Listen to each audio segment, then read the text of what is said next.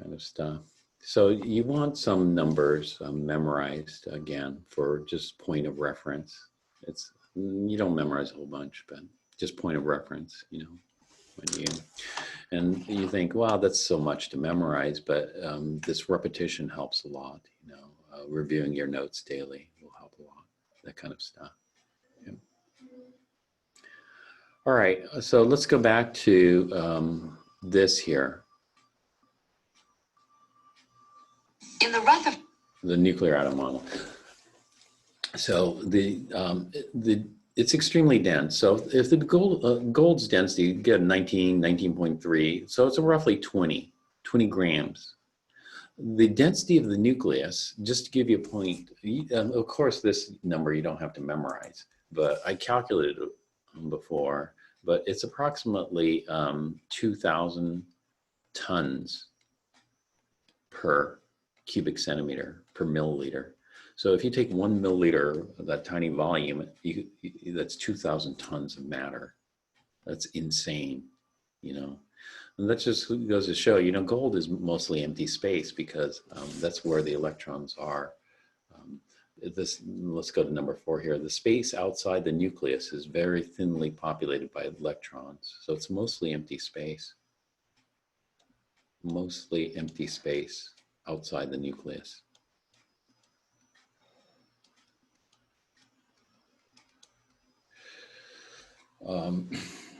Anyway, the tiny nucleus is surrounded by a much larger volume. Oh, here it is. I didn't have to write that. Volume of nearly empty space that makes up the majority of the volume of the atom.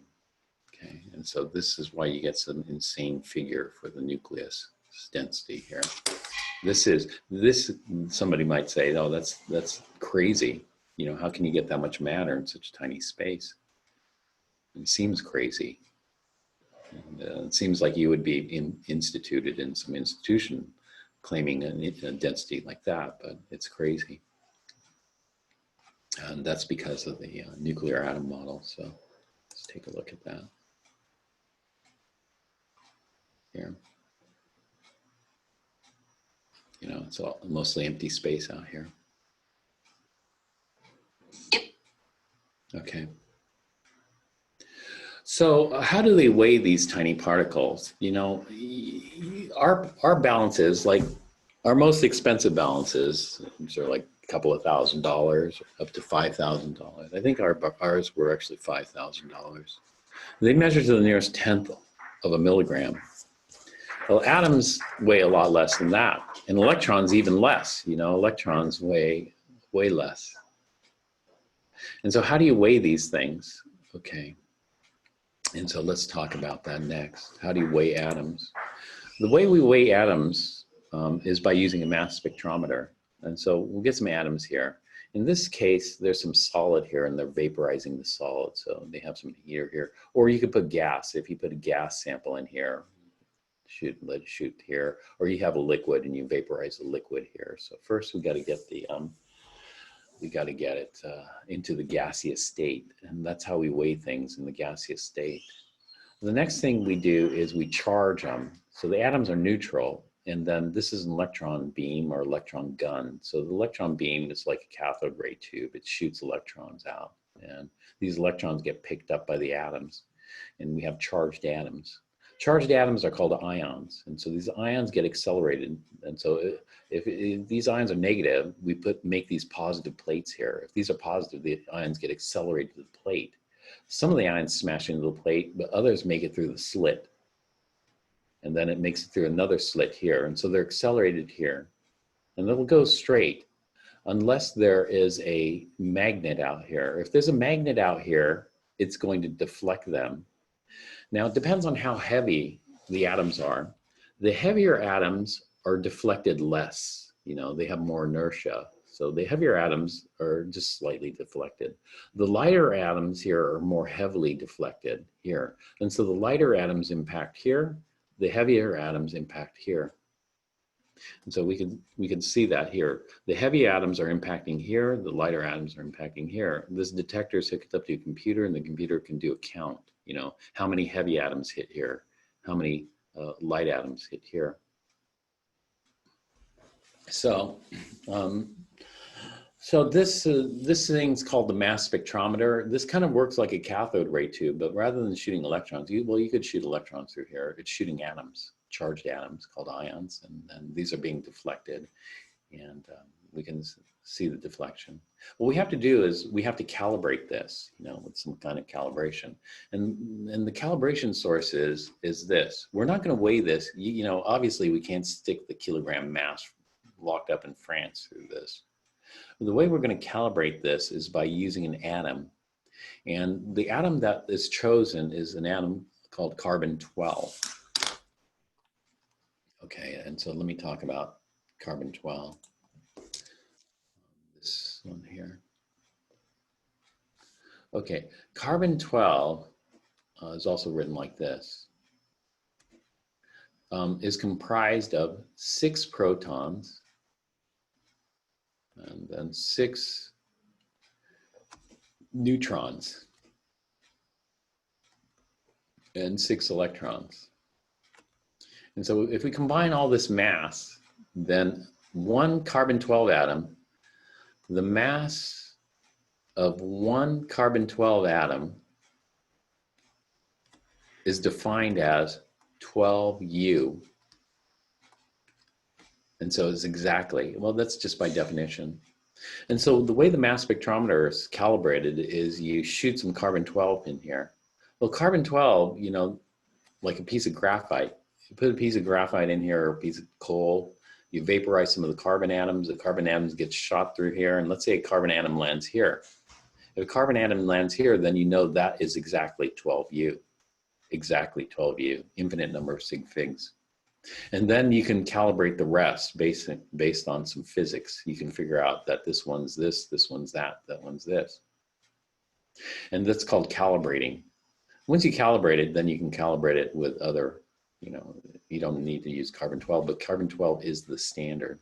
In the old days, it used to be oxygen-16, but gases are more difficult to deal with than solids. And so then they switched it.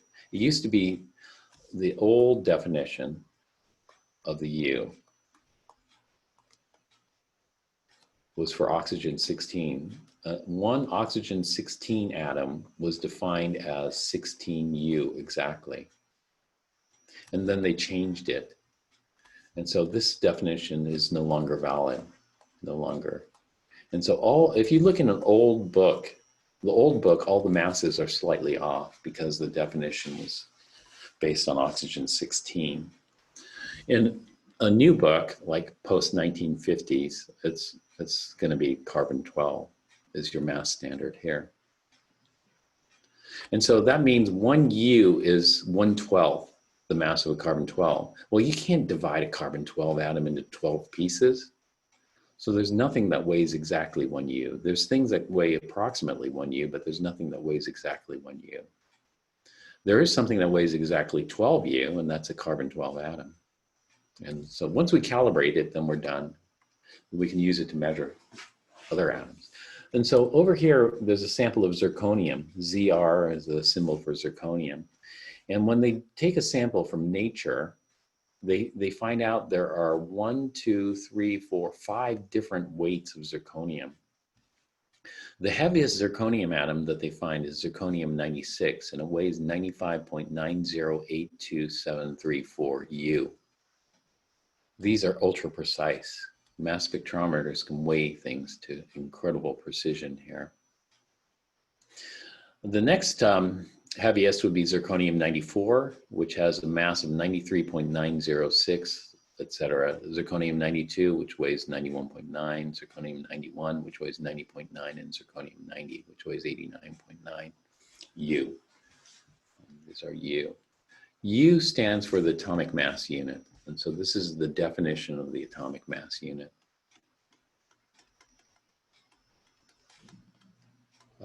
The AMU, which is equal to the U, which is equal to the atomic mass unit.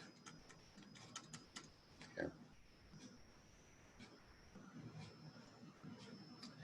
Yeah, that's fine. You want to do that. Let's compare atomic mass unit. Okay.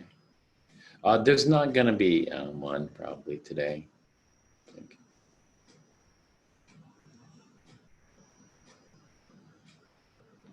All right. Actually, maybe we will. Maybe we will have one. But either way, you can do it later. All right. So what this shows is that not all zirconia atoms are the same. All these have the same chemical properties. Just some are heavier than others. And so what's the difference between the zirconium-96 and the zirconium-90? The difference is this. They all have the same number of protons. And so how many protons does zirconium have? Well, let me look on the periodic table and see. I don't have that number memorized. We can tell how many protons the zirconium has because it's on the periodic table here. So I have to find zirconium here, and it has 40 protons. This red number is how many protons. And so every single one of these zirconium atoms has the same number of protons. And that's what yields its chemical properties. And so it's element number 40, which means it has 40 protons. That number goes down here. 40. What's different is its mass number. The mass number goes up here, and that's different. And so, for example, zirconium-96 consists of 40 protons, and actually the difference here, 56 neutrons. So 56 neutrons plus 40 protons gives us a mass number of 96. How many electrons? The number of electrons turns out to be the same as the number of protons. You know, if it's neutral. If it gains an extra electron, it could become negative. So we'll talk about this a little bit more. So the composition is different. And so this one has 56 neutrons. However, zirconium-90 is going to have 40 protons. You know, all these have 40 protons, but it's going to have 50 neutrons. So this one has 50 neutrons.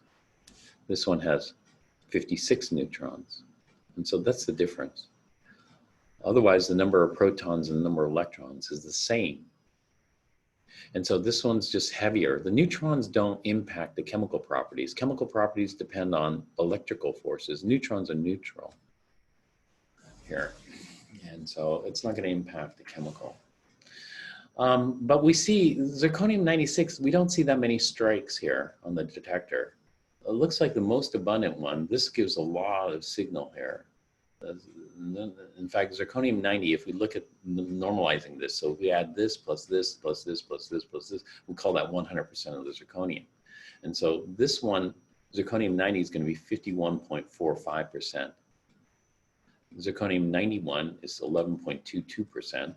Zirconium-92 is 17.15%. Zirconium-94 is 17.38%, and zirconium-96 is 2.80. These five should total up to 100%. Well, if these five total up to 100%, what's this, and what's this? And they're more. They're more isotopes. This one has even fewer than 50 neutrons. Well, these ones, it says SYN. These are synthesized. These are radioactive. These are unstable. And so these ones I have circled are called the naturally occurring ones. The other ones are artificial, man-made.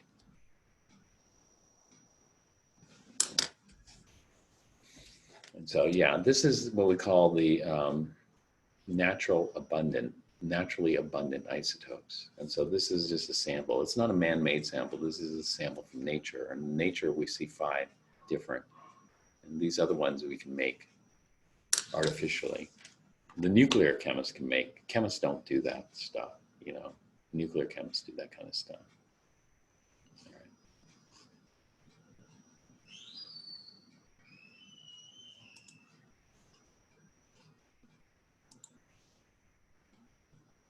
So let's look at a sample of neon. Neon doesn't have 5. Neon only has 3 naturally occurring isotopes. Isotopes are atoms of the same element, but different mass. I better write that down. I forgot to write that down on the previous slide.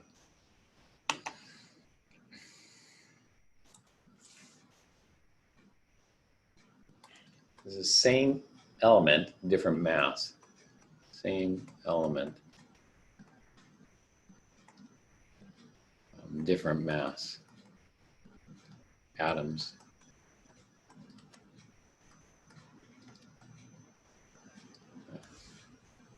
Versus ions. Ions are charged, same, well, charged atoms.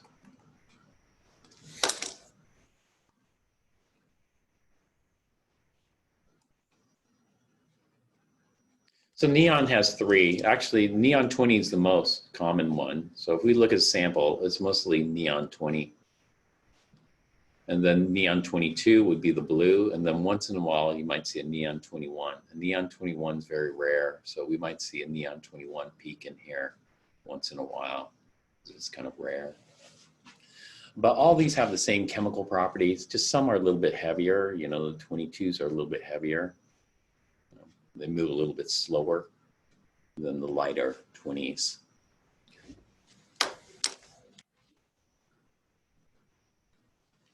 What we see is these are just observations, excuse me, of different isotopes. So hydrogen has 2 common. We call this hydrogen 1, and this goes hydrogen 2.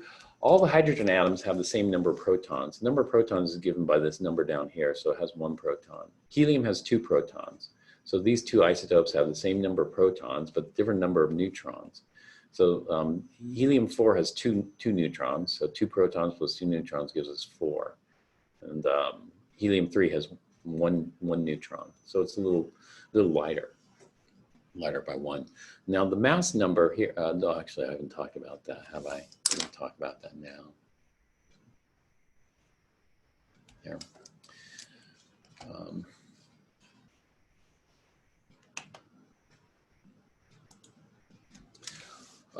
When we look at helium, let's say helium.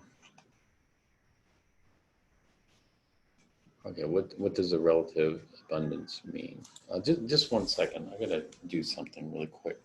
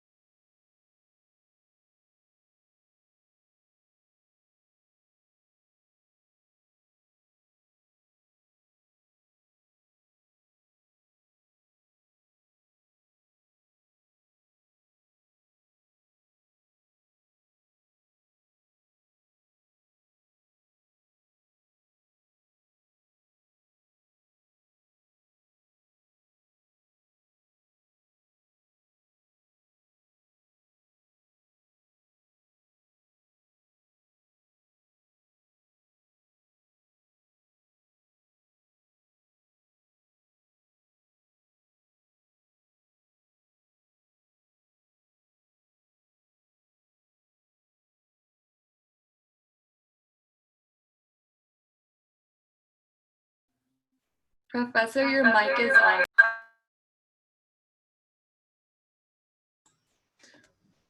All right, okay, I'm back here. Sorry. What abundance means is this we get from the mass spectrometer. We have no idea which one's the most common one. So we have to measure this, And so you take some sample of neon in nature and you look, in a mass spectrometer. And what you see is most of the beam strikes will be due to neon 20. And so the more, as you feed this through the mass spectrometer, the neon 20s are all going to line up on one part of the detector. And then the neon 22s, a few of these will hit. And then once in a while, you get a neon 21. And so we generate something called a mass spectrum. And in the mass spectrum, we see the natural abundance. We see the masses and the natural abundance. And so the neon 20s are the lightest, they're going to hit the detector. So this is the peak here. The peak is big, 90%. And then 21 has a tiny peak because just a few atoms hit there. And then 22 is going to have a little bit bigger peak here. And so the mass spectrum, by the peak sizes, we can see the natural abundance. And it just means that most of these atoms end up hitting the detector here. And then this one will hit the detector here, these three. And then once in a while, we'll get one that hits here, 21, because this abundance is very low. And so the way we think about it is if we have 10,000 atoms, if we have 10,000 atoms total of helium, 9,048 atoms will be neon 20. That's 27 out of 10,000 atoms will be neon 21. And 925 out of 10,000 atoms will be neon 22. And so we'll see 9,000 of the atoms hit here, 900 of the atoms hit here, and only 27 of the atoms hit here. Does that make sense? That's natural abundance.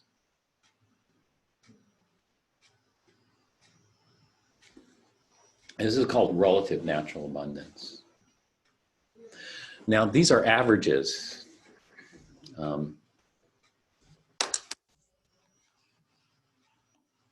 Is the bar graph the spectrum? Yes, the bar graph is the spectrum. Here, let me show you. On this, we plot mass versus population.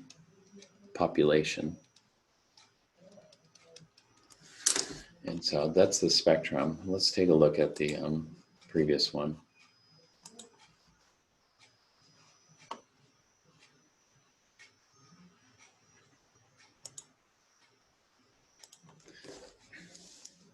This is the mass spectrum.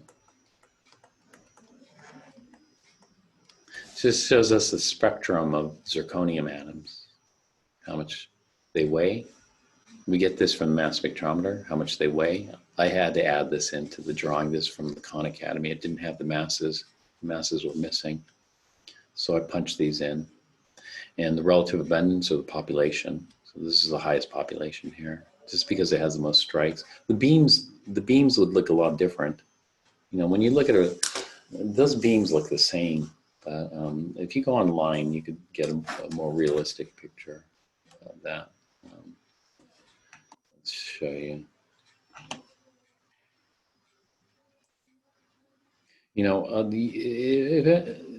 my approach is, you know, if it's confusing, look for other sources. You know, this type of stuff. If you want to see other sources of mass spectra, spectra is plural, spectrum singular. You don't see lots of examples of mass spectra. All you have to do is let's go take a look.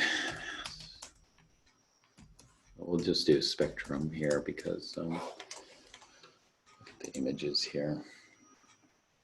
Well, actually, these are just mass spectra. You see spectra, fragmentation, caffeine. Let's look at mass spectrometer.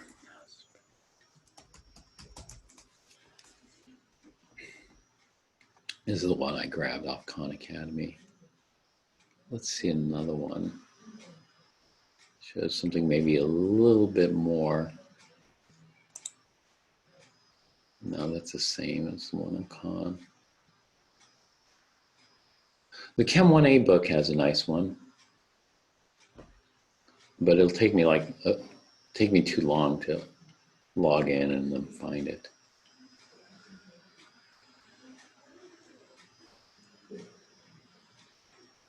You look at a whole bunch, and you can see, you know, all the various ways people do it. Maybe this is okay.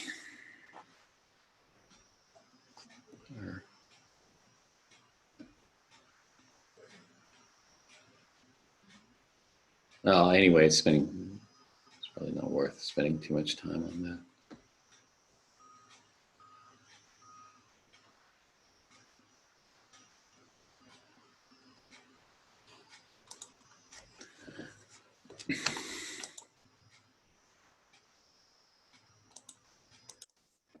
Okay.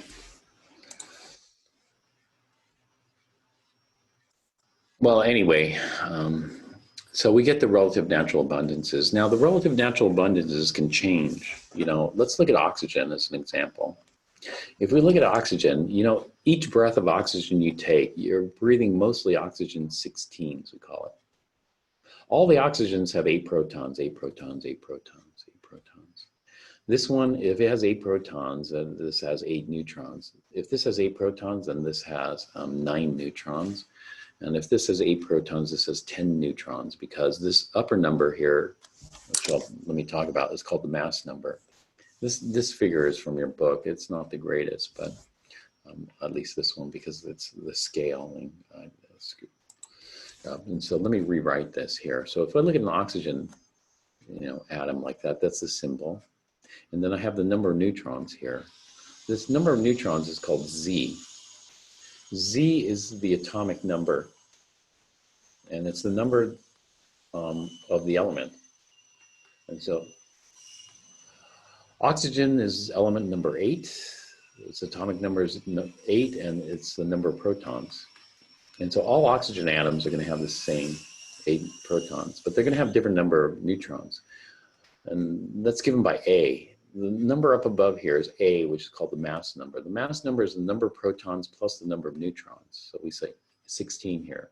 So this is the protons plus the neutrons. The protons plus the neutrons is equal to 16.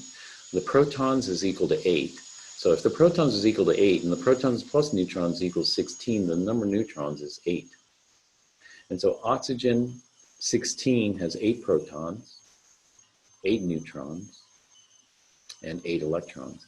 It's 8 electrons because there's no charge on it. If there's a charge on it, then there's a mismatch. So the positive charge cancels out the negative charge, which means it's neutral. There's no charge here. Then we go to oxygen 17. Well, oxygen 17 has 8 protons, right? But in this case, it's going to have 9 neutrons. It's going to have 9 neutrons because 8 and 9 is going to give us 17. And then it's got to have 8 electrons because there's no charge on it. And so that's it. And then finally, oxygen 18. Oxygen 18 has 8 protons. And so the chemical properties are dictated by how many protons it has. So if we go to nitrogen, nitrogen has 9 protons. And so nitrogen has different chemical properties. Well, it has a different number of protons here. And then this one's going to have 10 neutrons and 8 electrons. Okay, so what's the difference? Chemically, these have the same chemical properties, And so you can't even tell that you breathe in. You know, every breath you take, you're breathing in some oxygen 18. It's a little bit heavier. Yeah. So what is it? Well, let's take a look. How much oxygen 18 did you breathe in? Well, we can look at, if we look at the natural abundances, we can figure that out. And so let's take a look at the natural abundances here. You barely breathed in any, 0.2% of the oxygen you inhaled is oxygen 18. Even less oxygen 17, only 0.04% was oxygen 17, and greater than 99% was oxygen 16. You couldn't tell the difference. However, the ratios change a little bit depending on certain things. Like, the oxygen, let's say, I said gravity is not that important, but gravity can be important. It's not the main thing. Let me do something really quick.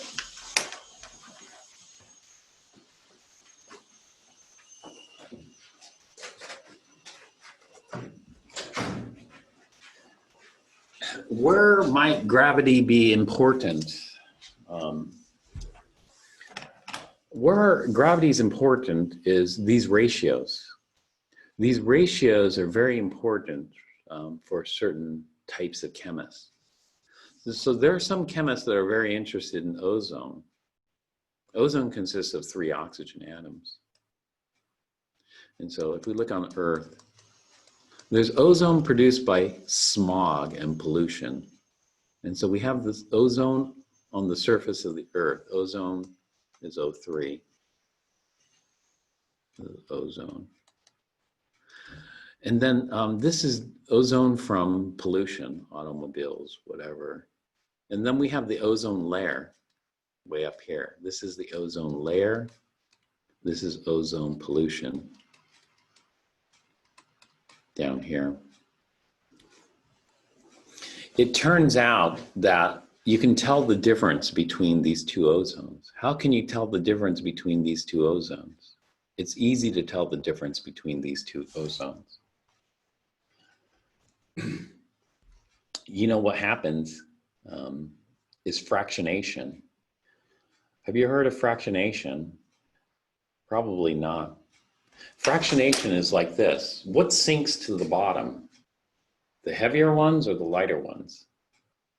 So if you mix everything up, let's say you have muddy water, fractionation is the heavier things sink to the bottom and the lighter ones rise to the top. That's called fractionation.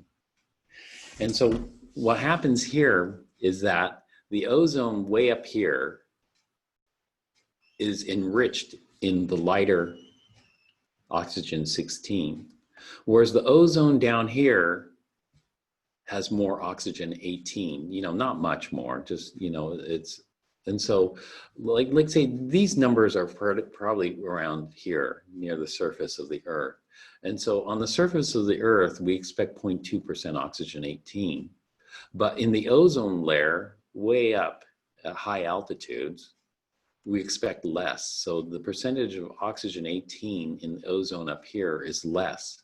So if you run this through a mass spectrometer, you're going to get a percentage less than 0.2 because the heavier ones don't like to be up that high. You know, the heavier ones like to sink down to the bottom.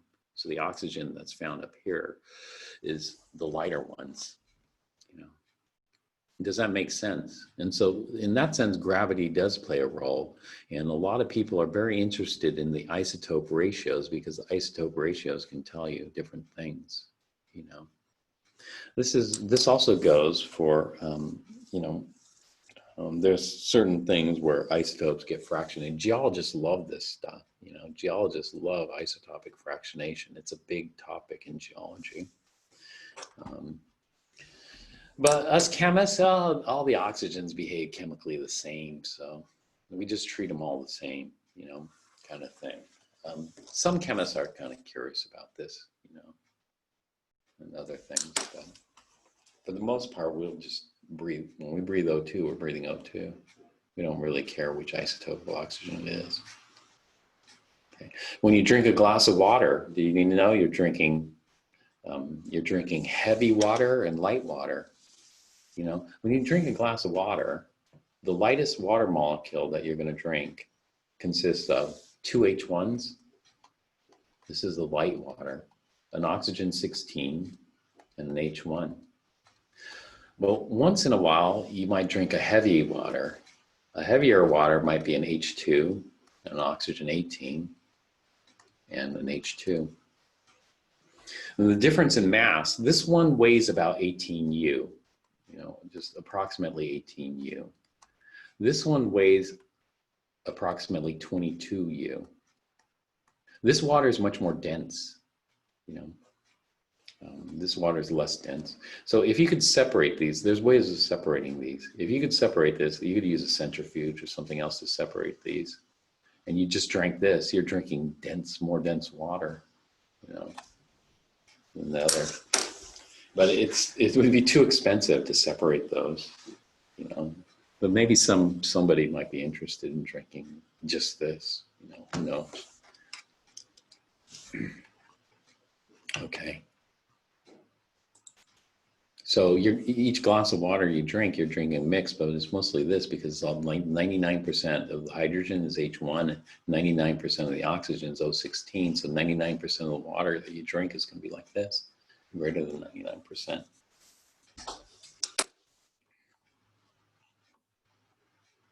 All right, all of these come from mass spectrometer data. Now there are some interesting ones like this. How do we know? These are observations. Remember observations. And what do we do with observations? What do scientists do with observations? Do they just memorize all the observations? No, we don't memorize all the observations. What do? We look for, You know, there's a lot of observations. What do you do with observations? You start looking for patterns, right? Patterns and trends. So we sit there and we take, the more observations we take, you know, the easier it is to see. But it's hard to see here. You know, there are patterns and trends here, but I'm not going to get into them. The nuclear chemists are really into this stuff. But how do we know how many isotopes? Well, this is 2, this is 2, this is 1. Beryllium doesn't have any other naturally occurring isotopes. 100% of the beryllium atoms in nature consist of beryllium-9. This is carbon. Carbon has 2 isotopes, carbon-12 and carbon-13. There's actually another one that's pretty common called carbon-14, but carbon-14 is radioactive and it's made by other processes. And so,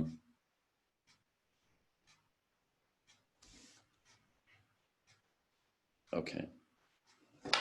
And so that's it. So most of the carbon is 98.9% of the carbon is carbon-12. Take a look at the mass of carbon-12 though. Mass of carbon-12 is 12 exactly by definition. This is by definition.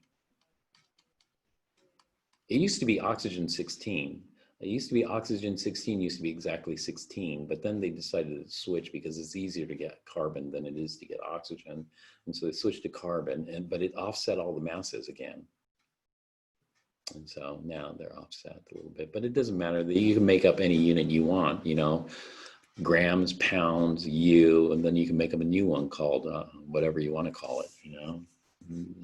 We just got to be able to relate it to all the other masses. It's easy to relate this. You know, this is easily relatable to grams. We're going to see this later. Just 1 second. May I? Yeah, hold on. Hold on one.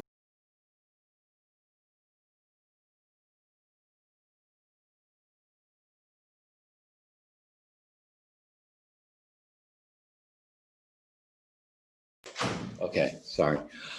So actually, it's pretty easy to relate this U to grams. This is a special number, which we call Avogadro's number. And Avogadro's number is 6.022 times 10 to the 23rd. Most chemists will have this number memorized. There's 6.022 times 10 to the 23rd U in 1 gram. And so it's an easy number to remember. But getting back to this here, yeah, so we have this by definition. And then carbon has 2 isotopes, nitrogen 2, oxygen has 3 isotopes. Fluorine only has 1. 100% of all fluorine atoms is fluorine 19. Sulfur has 3, no, sulfur has 4. Wow, sulfur has 4 isotopes, chlorine has, can you predict, okay, can you predict what's next? Do you see a pattern there? I don't see a pattern. And so I can't really predict what's next, actually, you know, for element number 20. Maybe I don't see enough of the pattern, you know, but it's hard to predict, you know. And so this is potassium. Well, what's magnesium going to be, you know, next? I don't know. And so this, can you come up with a hypothesis? Can you come up with a theory? A theory would allow you to predict uranium, how many isotopes? Well, theory would allow you to predict how many isotopes there would be, right? But do you have a hypothesis? Do you have a theory? No, we need more observations. So this is the stage we're at right here. We're just looking for patterns. Patterns are enough, you know, maybe that's as far as we get. We just see a pattern. Maybe we can use that pattern to make predictions. But right now I don't see any pattern. But you don't have to worry, but this is just observations and we don't bother memorizing this, you know. If we need to know, we'd look it up in this case. There's no use in memorizing it because there's no pattern there, you know.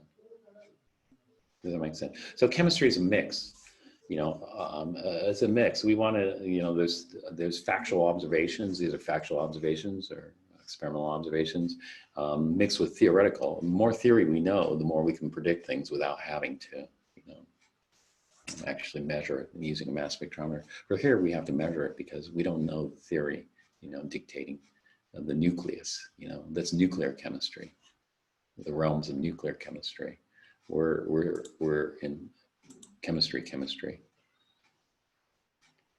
Let's move on here. Okay, that's good. Patterns. So it's all right. Well, here we're just looking at composition. So if we're looking at composition here, this is lanthanum, La is lanthanum, 138. And so how many protons? Well, atomic number is Z. Z's atomic number is 57. So let's go ahead and fill out this table.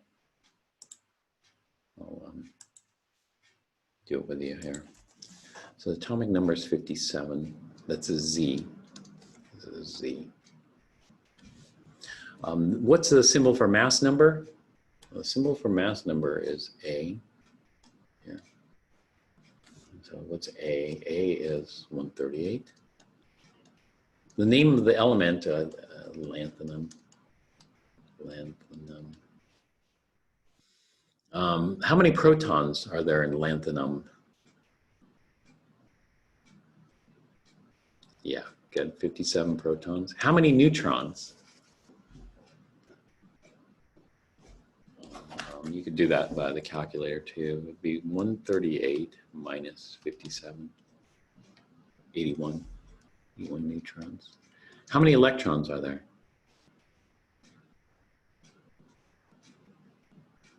57, good. That's it.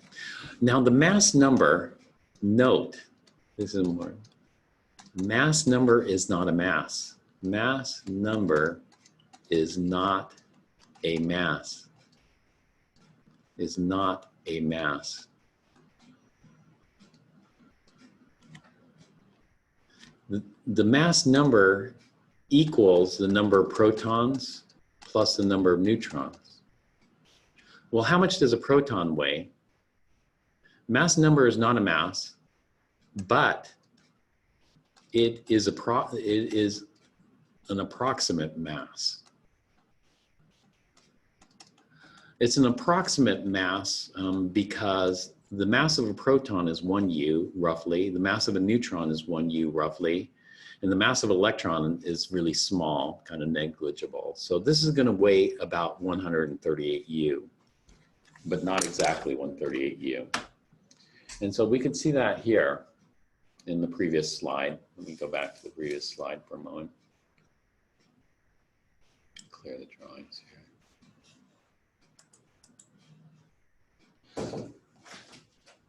Push.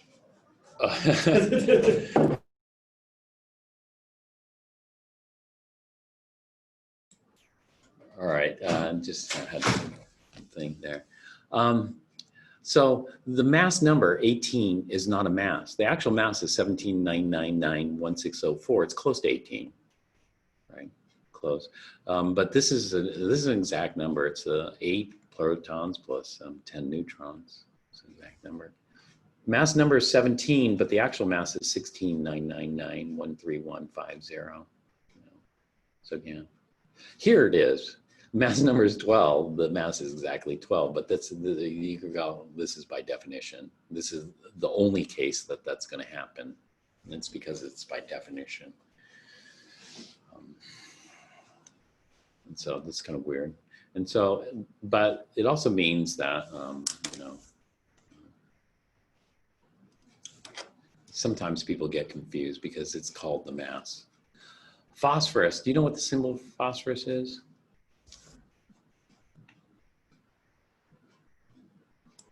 P. Good.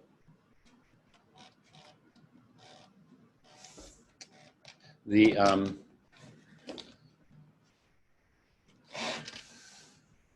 okay, what element number is phosphorus? So the easiest thing to do is to just look at the periodic table, because the periodic table, we have it based on atomic number or element number. Atomic number is the same thing. And so this is Z, which is equal to the element number, which is equal to the atomic number. And so what element number is phosphorus? And so that you don't have to have memorized, of course. I don't expect you to memorize it. And so we'll go here. You know, it's this number here. Go to the periodic table and look. So we go to phosphorus here. It's element number 15. 15 is partially blocked there, but let's go back here. And so phosphorus is element number 15. 15. Okay, mass number is 28, so let's plug that in here. It's 28, phosphorus 28, it's number 15. How many protons? 15.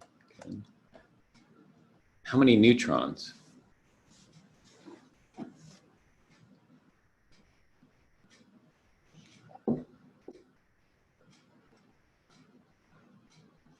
Yeah, 13.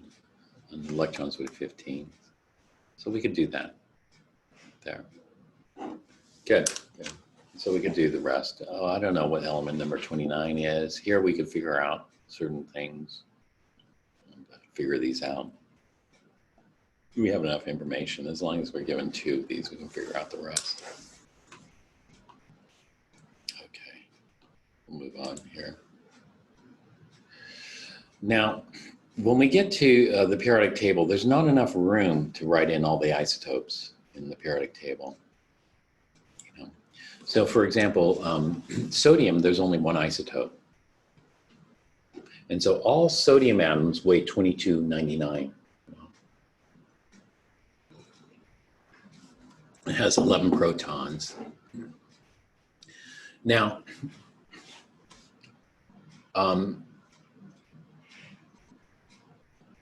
what was it called when we added A plus Z? Zirconium 96, the isotope, right? That's the isotope, yeah. It's zirconium 96 is the isotope. Because all zirconiums are going to have the same number of protons, 40. And so what's different? Well, the number of neutrons. So we can call it based on the number of neutrons, or we could call it based on the number of protons plus the neutrons. So we do it based on the number of protons plus the neutrons. And so here's a problem here.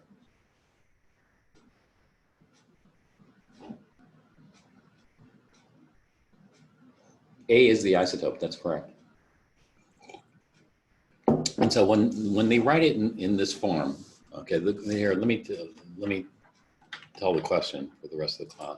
Question is this: if you have zirconium 96, you know, like this, something like this, it would be the symbol. Zirconium 96 is this isotope here. We would write it like this: zirconium 96, like that. And so these are 2 ways. You know, you could spell out the name. Usually it's spelled out, the whole name, zirconium-96, or like this. This is A. So that's A. And this is A. Both of these are A. That's it. A is the isotope. A is not shown here. This is Z. This is the mass, the actual mass, not the mass number. This is the mass, not the mass number. The mass number. This mass, which isotope is that mass for? Which isotope?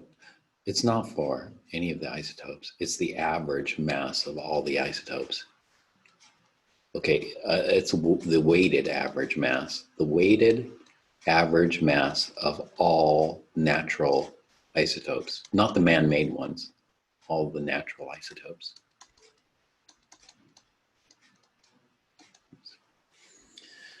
Oh, how many different isotopes of sodium? There's only one.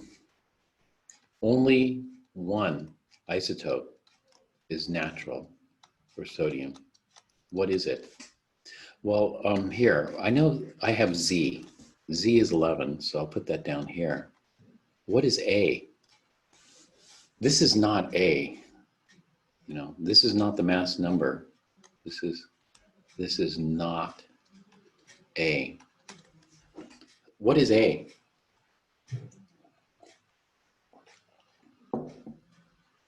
No, A is not 11. Z is 11. Z is 11. Sodium has 11 protons. What is A? A equals blank. Well, there's only one isotope, and so it's 100% abundant. And so we should be able to figure it out. What did I just say? Mass number, remember, mass number is not a mass, but what did I say? Mass number is not a mass, but yeah, mass number is the protons and neutrons. It's the approximate mass. And so the approximate mass of this, well, is 20, well, this is not the approximate mass, this is the mass. And so this has got to be, I have to figure out 2299 is close to 23. And so this has got to be sodium-23. That's what it's going to be. And that's what it is, in fact. This is sodium-23. There's only one isotope. And all of these sodium-23s weigh 22.99 U. All of them weigh 22.99 U. Because it's the average of one. However, carbon has two isotopes. There's carbon-12 and carbon-13. Both of these have 6 protons, so they have the same chemical property. But this is the weighted average mass. Weighted average. Remember, chemists don't care. If you eat a little heavier one or if you eat a lighter one, it doesn't matter. They taste the same. And so we don't really care. We just want to know what the average mass of the carbon is that we just ate. You know, and so this is the weighted average. Well, where did that number come from? 12.01, because no carbon weighs 12.01. A carbon-12 weighs exactly 12 U, and a carbon-13 weighs 13.003 U.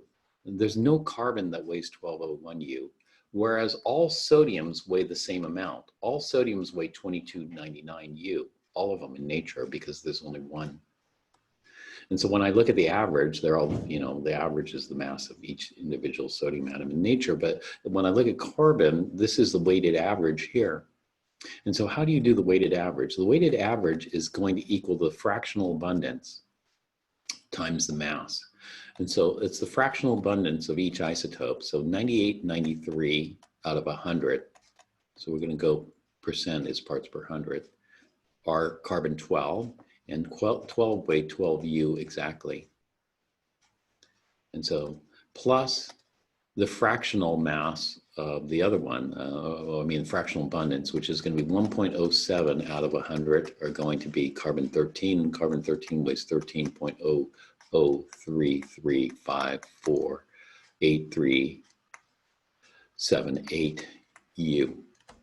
And so what does that give me? Well, how many sig figs am I allowed? I'm only allowed 3 sig figs, unfortunately, here. And so, but let's go ahead and do the calculation. I get 98.93 divided by 100 times 12 equals, and then I'm going to do plus parentheses, 1.07 divided by 100 times 13.003354837.8. I don't need to do this many digits because I'm going to round off most of that. But it's going to come out to 12.0107359. I'm only allowed 3 decimal places, but this is 4. I mean, 3 sig figs, but this is 4. So I'm going to just carry that extra 1 there. 12.01 U.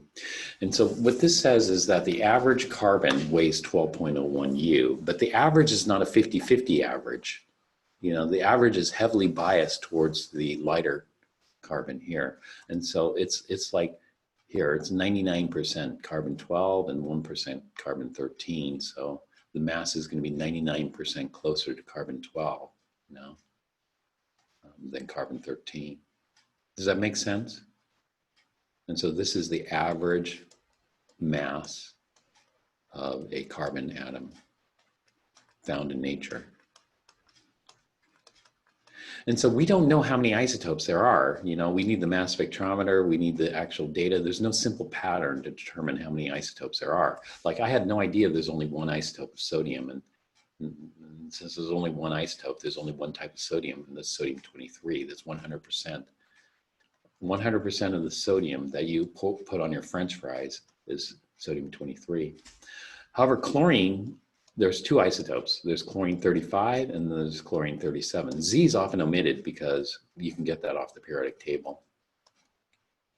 And so if you put salt on your French fries, all the sodiums you ate were sodium 23s, but you had a mix of 35 and 37. You can't taste the difference, and chemically they're the same. So we just care about the average. The average mass of chlorine is 35.45 U. So this one weighs about 35 U.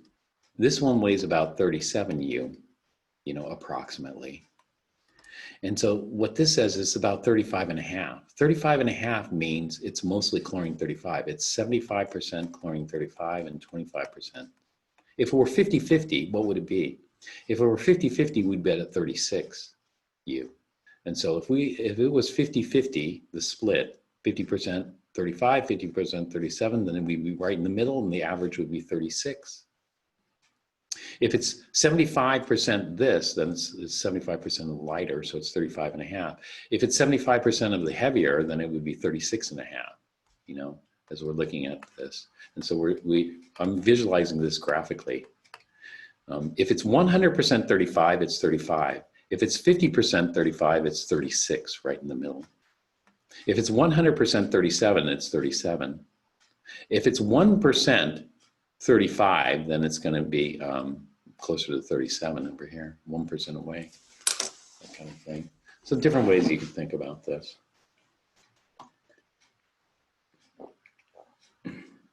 Okay, it's time for our break. Forgot about the break here. So let's go ahead and go on break right now. Is there anybody in here who's trying to add the class? You know.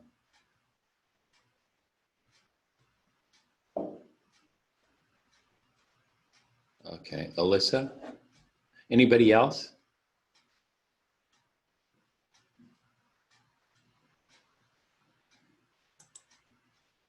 All right. Let's see, there's supposed to be some other people who are supposed to attend today, but be able to. Okay, I'm gonna pause the recording. Let's take a break for 15 minutes and then we'll start again. So it's 2:47, the recording.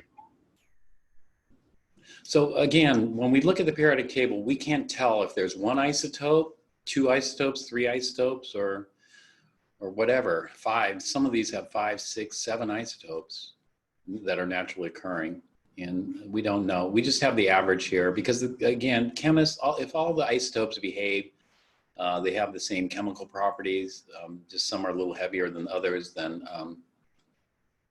we care about chemical properties.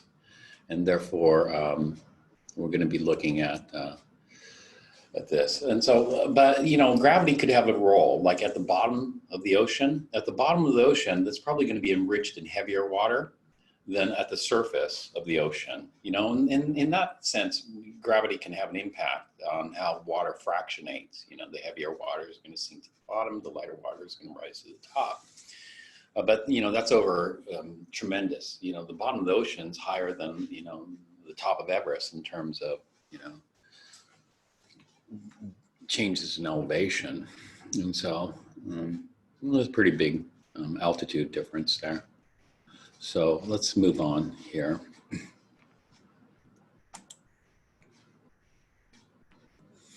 The periodic table, this is Mendeleev's periodic table, and then our book talks about a person that preceded Mendeleev here. But how did Mendeleev? Mendeleev just did this based on observed properties. And so it just organized the elements based on groupings. So, you know, a vertical column like this are elements that have similar chemical properties. And that just vary, you know, they might vary in terms of weight or density or whatnot. And so he grouped it into families. And then the columns are called families, and the rows are called periods. And if you go across a row, the properties change gradually. They change gradually from metallic properties. Metals share certain properties like electrical conductivity, thermal conductivity, malleability, ductility, you know, those types of luster, those types of things. They change gradually into what we call non-metals. Actually, these are all metals, so we'd have to go further. Here's some non-metals here. Actually, he put these are the transition metals. And so this is the early formations. Mendeleev predicted there's some gaps here, missing elements, like germanium. Germanium's, you know, below silicon here, germanium. And so he predicted some stuff. Let's see, what is this? Atomic weight, 72. We'll talk about that later, 72. Yeah, this is germanium, actually, by the way. So he predicted that there's an element called germanium, and he predicted the properties of germanium. And these were the observed properties. So his predictions were very close to what was observed, you know. And so these are just patterns. He was looking for patterns. The periodic table was just a pattern. Now, Mendeleev didn't get into the theory. He didn't hypothesize, you know, why is this pattern observed? You know, what's the deeper structural, compositional reasoning why we see this? You know, he didn't get there. And lots of times we don't get there, you know, we see a pattern like this, we can make predictions. So this is a prediction with no theoretical knowledge. This is a prediction with just using a pattern, and that was it. And so we use laws and patterns all the time without a deep understanding of the theory, you know, underlying it, which is fine because sometimes the deep understanding of the theory is not there yet. You know, it's a little bit beyond the grasp of the current situation in the science. And so here's a modern day periodic table. Actually, the modern day periodic tables might have even more information in here than this, but this is what we see. And so things are grouped into families, and then we have periods, you know, these rows here, which things go across. Some of these elements were man-made. The transuranium elements here, uranium's natural, but it's radioactive. But like neptunium, plutonium, americium, curium, you know, all these are man-made by nuclear chemists. Now, the nuclear chemists make these as they smash atoms together to try to make new atoms. They use atom smashing experiments. Actually, this person here, this person is Los Angeles, went to UCLA. His name is Seaborg, and then he's a professor at Berkeley. And he worked on these. In fact, he has an element named after him, which is element, this one here, element number 106. SG stands for Seaborgium. I actually met this guy at UCLA when I was there. He comes every year at UCLA, they have the annual Seaborg dinner in honor of Seaborg. And so I got a chance to talk to him briefly there. But he discovered, or he's worked on these. Actually, this has been filled out past 118 now. And so there are elements all the way through here. So this is old. I think this is 2009, I guess. Yeah. And now in 2020, this has been filled out and beyond. And so it still needs more verification. You know, people are skeptical. Did you really discover that? And so they want further proof, further verification for that type of stuff. So this is it. Now you can see the number in red is Z, and A, we don't know what A is because, you know, the multiple isotopes, and there's not enough room. You know, oxygen has 3 isotopes. Fluorine only has 1 isotope, so there's plenty of room for fluorine. Neon, multiple isotopes. We saw 3 isotopes for neon here, way different amounts. The average neon atom, if you recall neon, we had 1 isotope around 20, another isotope around 21, another isotope around 22. The average of 20 plus 21 plus 22 should be 21, but it's like 99%, or was it 90? No, it was more like 90% neon, 20. So the average is much closer to 20 here, you can see here. And so the black here is the average mass of an atom. You aren't going to find a neon atom that weighs 20.18 U, you know, but that's the average there. Okay, just like carbon, you'll either find carbon atoms that weigh exactly 12 U or ones that weigh 13 U, but none that weigh 1201 U. That's just the average. Fluorine, all atoms are going to weigh this, you know, because there's only 1 isotope. But how do you know there's only 1 isotope? Is there a simple pattern? No, there's no simple pattern. Maybe there is to nuclear chemists, but for chemists, we're not going to get into it. Okay, it's a periodic table. These are some important elements, which, you know, that's a lot of elements. So do we need to know Seaborgium? Even though, yeah, I'd like to honor Seaborg, but no, we're not. Don't worry about that. These are in some important elements. Actually, we need more than this. This is not enough, you know. We need to know more elements than this, like potassium, calcium, and then scandium comes next, titanium, vanadium. So we need to know this entire row, you know. It's not enough here, you know. And so like below sulfur is selenium, you know. Below phosphorus is arsenic. Below silicon is germanium. Below aluminum is gallium. We should know this entire row here. And then some others, you know, I don't know why, but we should know strontium here. And,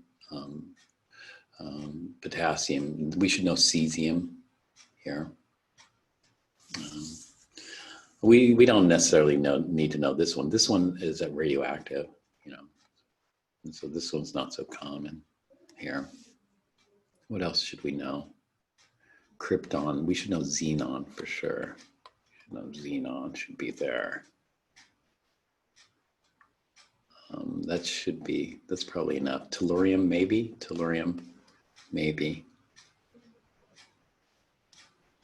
Okay, but all these that I have labeled here, you should know the symbol and the name for. Symbol and name for these. Oh, potassium, sorry. You're right. Potassium, rubidium, cesium. The next one here is radioactive.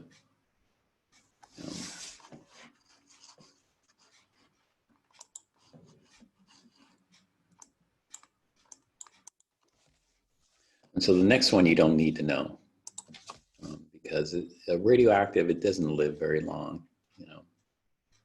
And so that's it.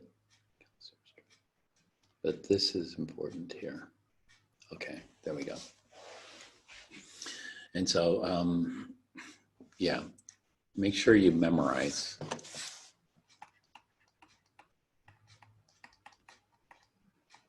Names and symbols for these. Potassium's always screws people up, K, you know.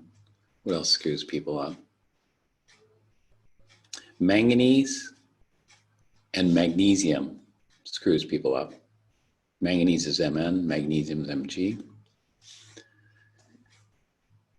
I think that's about it. SN's tin, PB's lead. Oh, mercury's interesting. I didn't know this, but somebody told me mercury is actually, it's pretty interesting. It's a liquid silver is the origin of this. I think it's Latin for like water, silver, water and silver. It's pretty interesting. The origin of that, which I didn't know. Okay. I think his son told me that. That's the end. So we're going to talk more about the families. You know, we have names for these particular families. So let's take a look at some of the names for the families here. And we'll end with that, this chapter with that. The first family here is what we call the alkali metals. And so alkali metals, they share certain characteristic properties. You know, the alkali metals, you know, are very reactive. The alkali metals are very unstable. Alkali metals are unstable. The dot shouldn't be there. The alkaline earths are a bit more stable. Alkaline earths. Alkaline earths. This big block here, these are called the transition metals.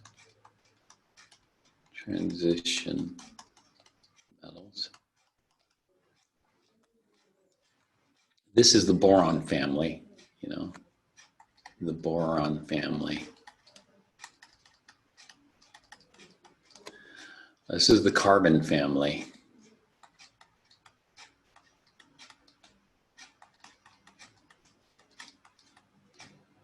This is the nitrogen family, the oxygen family.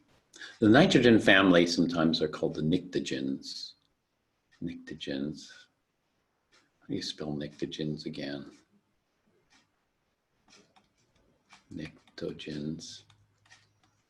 Actually, you don't need to know that. The oxygen family are sometimes called the chalcogens. So we have the pnictogens and the chalcogens, but you need to know this one. These are called the halogens.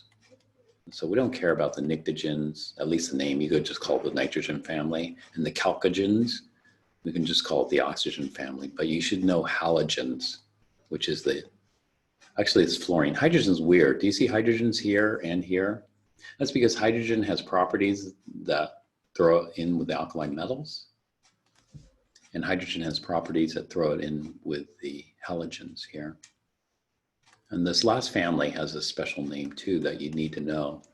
And this last family used to be called the inert gases and now are called the noble gases. The noble gases are very unreactive. As far as reactivity goes, the alkali metals are super reactive. And so these guys, oops, these guys, oh shit. I need to redo that here.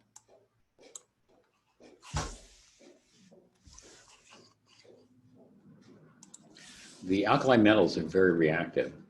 You know, they have high, usually they have high chemical potential energy. They're pretty reactive. And the same thing with the halogens. The halogens are pretty reactive, you know, but in a different sense.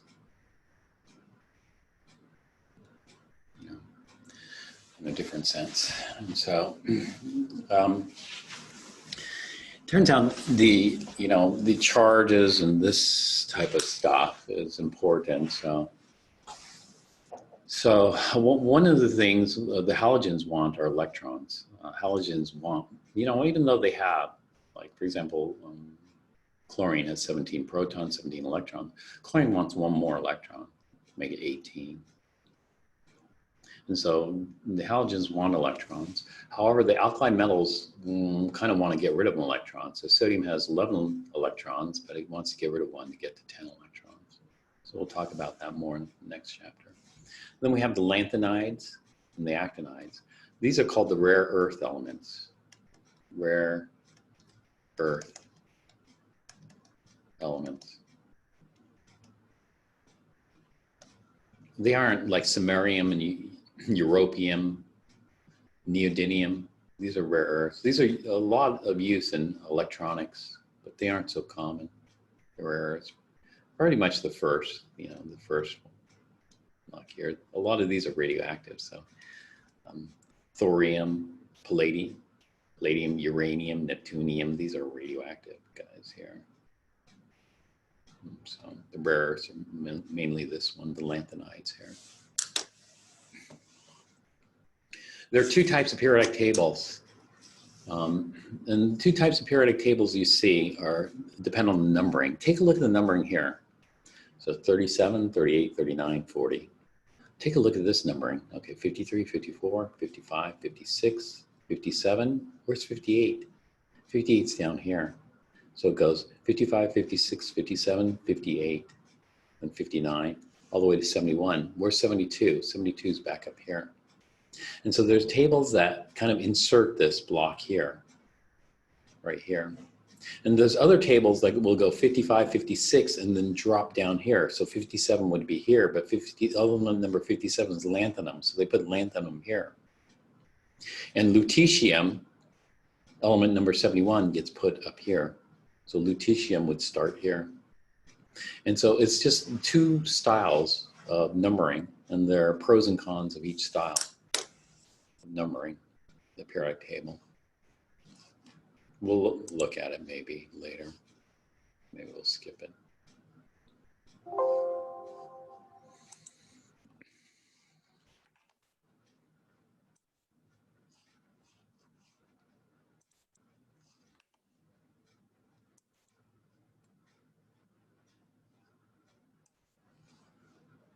Let's see, I'm sure I got logged out of here.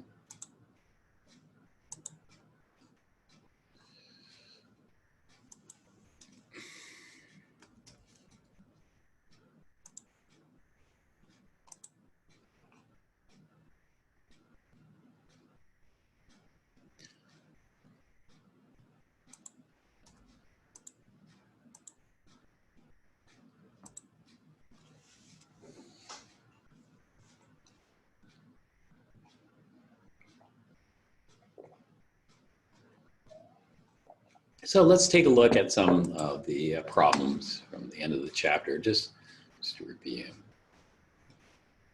the material. So this is chapter 5.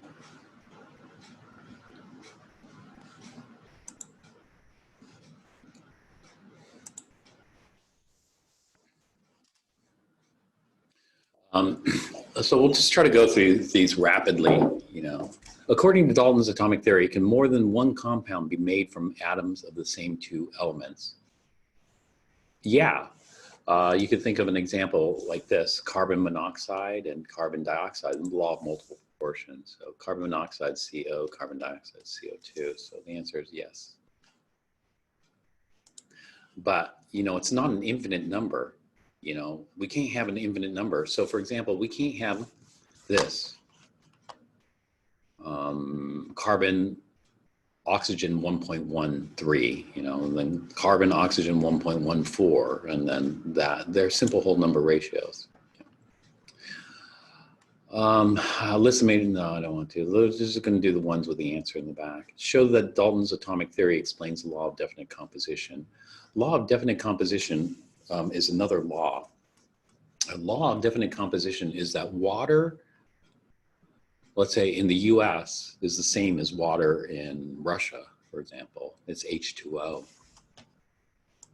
I don't know how we show it. The law of definite composition says that any compound is always made up of elements in the same proportion by mass.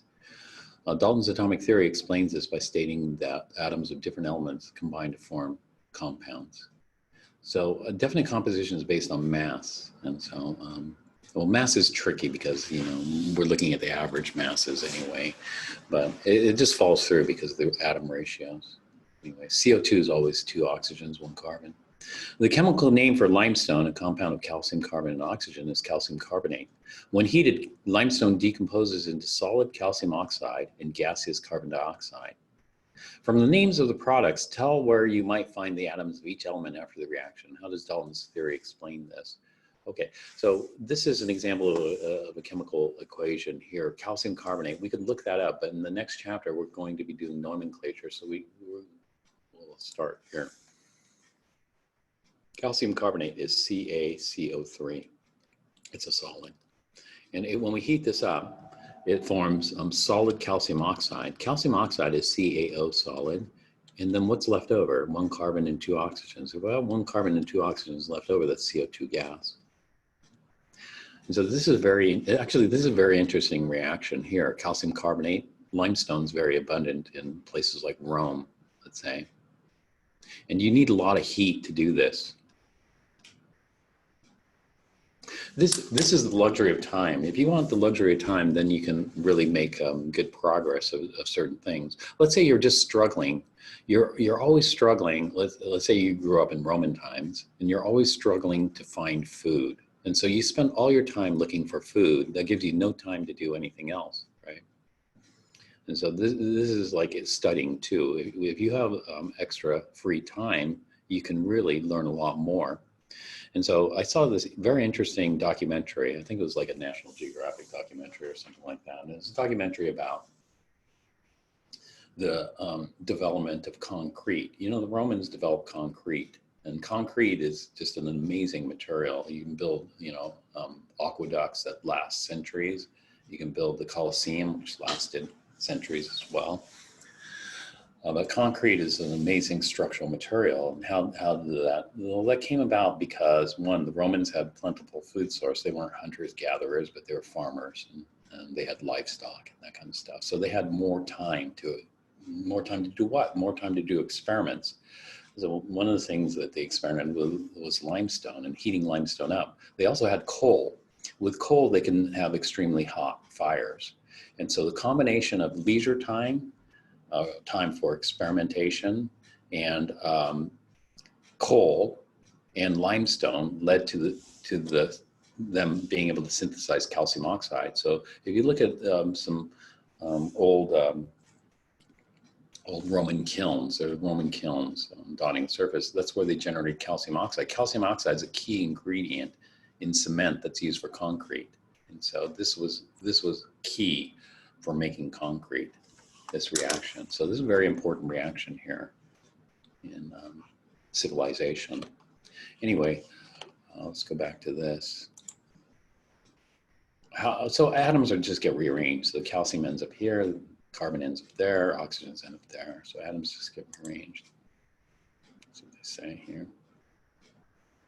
Sulfur and fluorine form at least two compounds, SF6 and SF4. Explain how these compounds can be used as an example of the law of multiple proportions. Well, simple whole number ratios. Simple whole number ratios. Let's go on. Advances in technology and science often progress hand in hand. What advance in technology was necessary to set the stage for the discovery of the electron? I don't know, so many things. Vacuum, electricity, what else? Glass blowing, you know, those tubes, you got to have good glass blowers to make those tubes, etc. Lots, I don't know what they're going to say. The invention of the Crookes tube. Oh, vacuum, yeah, you need vacuum technology to do that too. Because, you know, like I said, if there wasn't a vacuum there, you'd need like 20,000 volts rather than 5,000 volts. And 20,000 volts is harder to generate, you know. And not only when you get 20,000 volts, it looks like a lightning bolt rather than a nice controlled. You know, once the gas gets there, it's like a lightning bolt, like Browning type motion. You don't get a nice straight beam. The mass of an electron is 1/2000. So I don't memorize this number, but it's 1/1837 is the mass of the, so it's 1837 times lighter than the atom. Express the fraction as a percentage. What percentage of the mass of the hydrogen atom is due to the remaining subatomic? Okay, so if we call a hydrogen atom 1, then this would be 1/1837. So we just do a percentage there, 1/1837 times 100%. It's 0.05% of the mass. And so 99.95% of the mass is in the protons and neutrons. The other ones are important too. If you have even more time, more leisure time, well, then you could do these ones, you know, 10, 12, and then you could see even more. And you'll have an even better edge on people. But you don't have the answers to these, but you can always get the answers. You can look it up or you can ask me. How can we account for the fact that in the Rutherford scattering experiment, some of the alpha particles were deflected from the past through the gold foil, and some were even deflected back at various angles, collisions, you know, positive repulsions. And so we call those Coulombic repulsions or electrostatic repulsions. And so positive repulsions, basically. That's it. What do we call the central part of an atom? The nucleus. You know, describe the activity of electrons according to the planetary model of the atom that appeared after the Rutherford scattering experiment. I skipped this entirely. Electrons are moving, but this planetary model is wrong. And so I'd skip that entirely. The planetary model of the electrons, in this chapter, they drew pictures that look like this. I didn't bother with it because it's wrong. If you put the nucleus here, they're saying that the electrons orbit around the nucleus, like that. This planetary model, so the nucleus is like the sun and the electrons are like the planets, turned out to be wrong. So I didn't talk about it. I skipped it entirely. We'll see later. When we come revisit atoms and atomic structure later, we'll see it, you know. Compare the three major parts of an atom in charge and mass.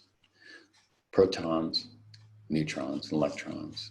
So we can go through, figure those out. The mass is 1U for the protons and neutrons and about 1.0005 U for the electrons. Can two different elements have the same atomic number? No. The number of protons dictates the chemical properties, as I said before. Now, this brings up a pattern. Okay, what makes one element different from another element? The number of protons. Now we've got to look for a pattern. The situation here is this. Hydrogen has 1 proton, helium has 2 protons. Now, explain that difference. Lithium has 3 protons, beryllium has 4 protons, but you don't, okay, one thing is, do you see a pattern? So if I said, okay, 10 protons, what's its chemical properties? If I said 20 protons, what's its chemical properties, you know? And so is there a pattern? Well, we start looking for a pattern in the numbers to help us predict. And so it looks like these, the noble gases. The noble gases are the least reactive of all the elements. The noble gases are highly stable. They have very low chemical potential energy. They're very unreactive. And so what's the pattern here? It's 2, 10, 18, 36, 54, 86, 18. Do you see a number pattern there? Is there some kind of equation? You know? And then why is element number 17 wanting to take an electron, but element number 19 wanting to give up an electron? You know, I'm just telling you that because that's what's observed. You know, and so, and then why do we have this arrangement? You know, why are there only 2 on the top, and then 8 in the next one, and 8 in the next one, and 18 in the next one? You know, and so this is just the observations, but we need a hypothesis. We need a theory behind that. So we know what the atomic structure is like, but we don't know well enough. Because if I have 3 protons, you know, tell me what the properties are without looking at the periodic table. Without looking at the periodic table, if I have 50 protons, tell me what the properties are. You know, that's the level we want to understand it. That's the level we'd understand it if we had a deep fundamental picture of what's going on, you know. But for right now, we see that no 2 elements share the same atomic number. No 2 elements share the same atomic number.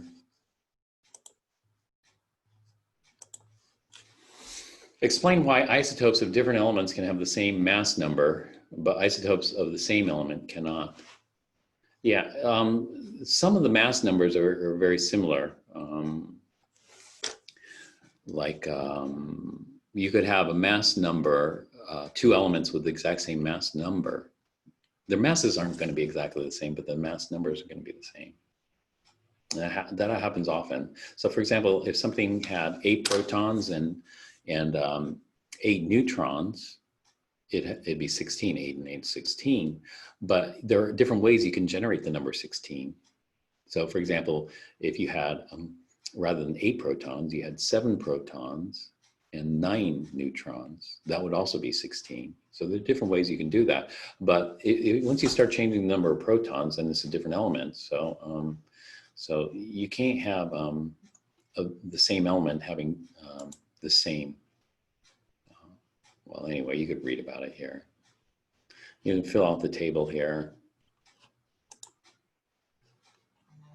There we go. What advantage does atomic mass unit have over grams? Well, if we're dealing with grams, it's going to be extremely, extremely small number. So we definitely have to represent everything in terms of scientific notation. Writing everything in terms of scientific notation is a hassle. And so here, remember, it's 6.022 times 10 to the 23rd U in 1 gram. And therefore, one U is going to weigh 10 to the minus 23rd, roughly, grams, you know, so it's going to be a hassle.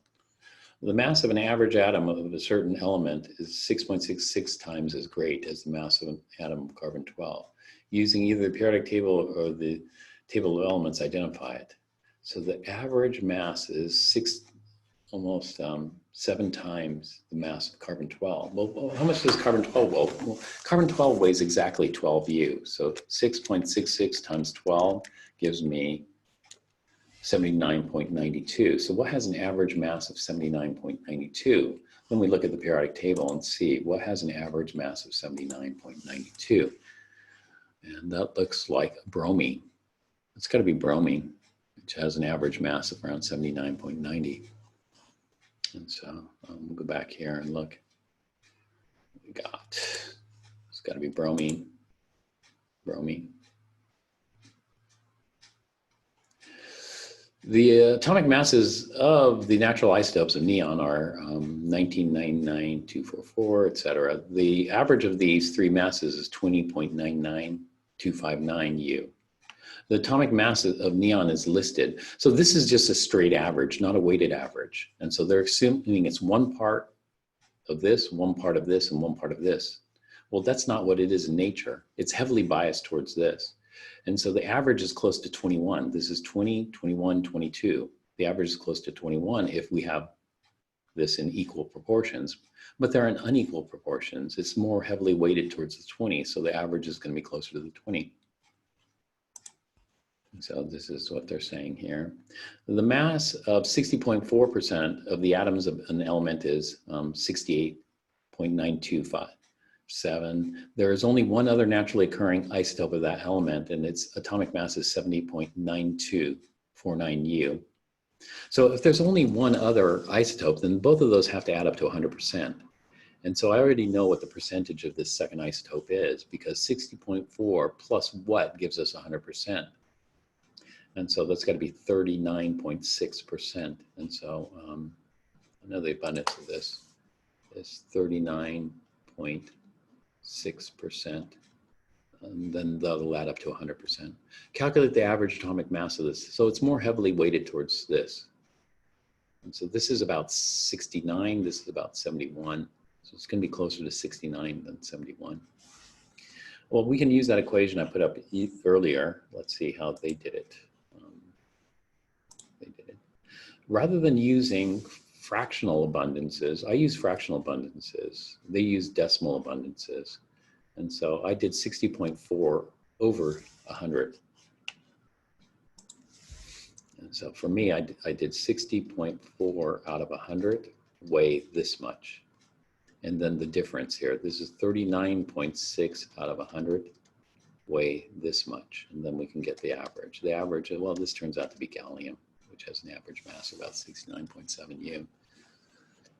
So I did a little bit differently than they did it, but sorry. Let's go on here.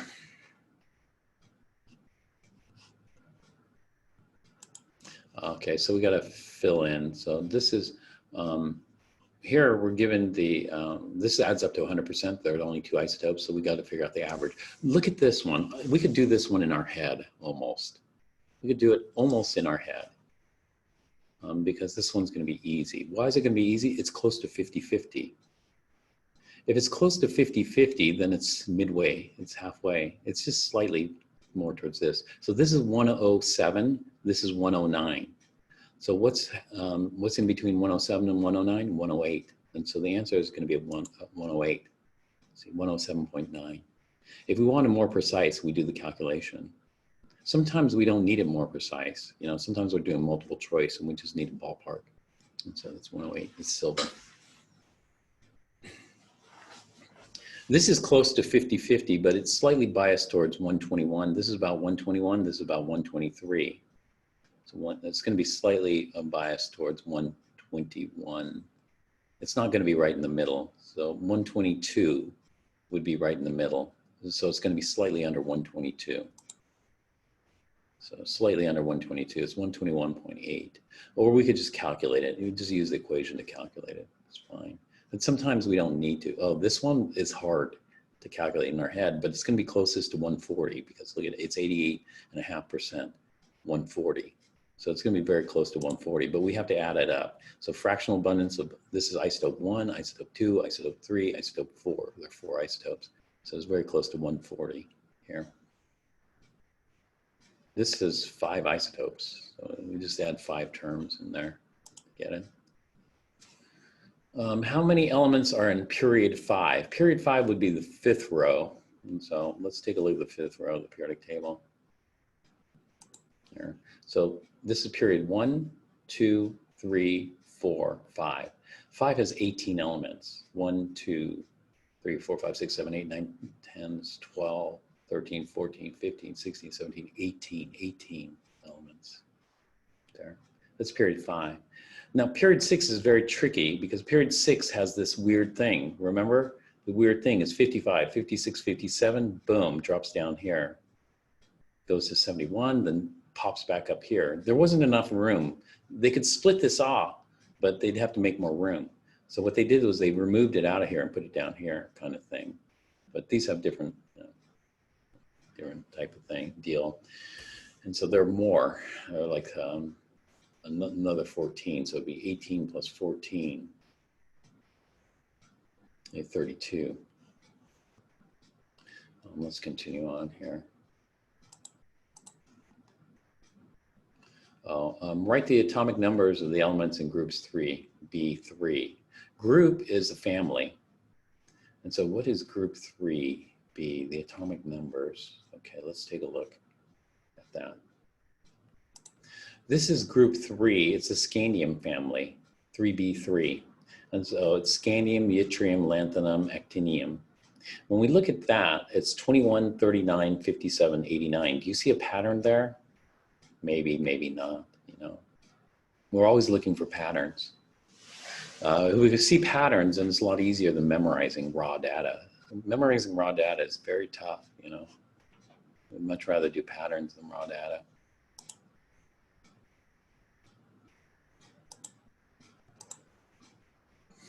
Locate the periodic table, locate in the periodic table each element whose atomic number is given. So atomic number 20 was a neon, et cetera, you know. Use only a periodic table for reference. It lists the atomic masses of the elements whose atomic numbers are 29, 55, 82. That's just looking up numbers. Write the atomic masses of helium, and these are the average atomic masses, by the way. Helium is about 4, aluminum's higher. This is a table we filled out earlier, you know.